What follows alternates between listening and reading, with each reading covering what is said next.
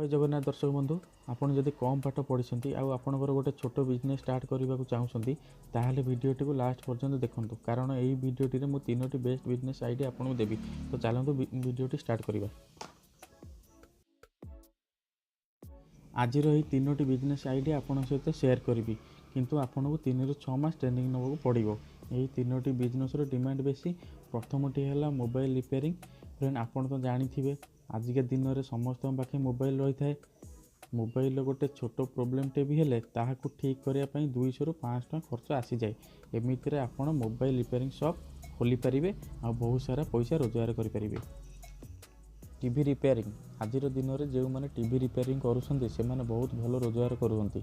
आहू यही business T आप 5000 टकर start करेंगे।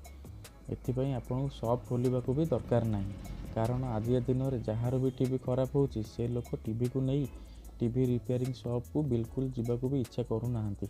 एमिति आपन जदि होम सर्विस दौरान तो आपन भल इनकम करें। फ्रिज आउ एसी रिपेयरिंग फ्रेंड आज दिन में बिजनेस टी बहुत बढ़ी बढ़ी जाऊँ कारण आज दिन में समस्त निज निज घर फ्रिज आउ एसी लगे चली। जदि यही बिजनेस टी आपन करती मासक 50 ରୁ 60 हजार टका इनकम करें खास करी खरा दिने। यह सहित आपन fan cooler geyser water heater repair करें और बहुत भल इनकम करें।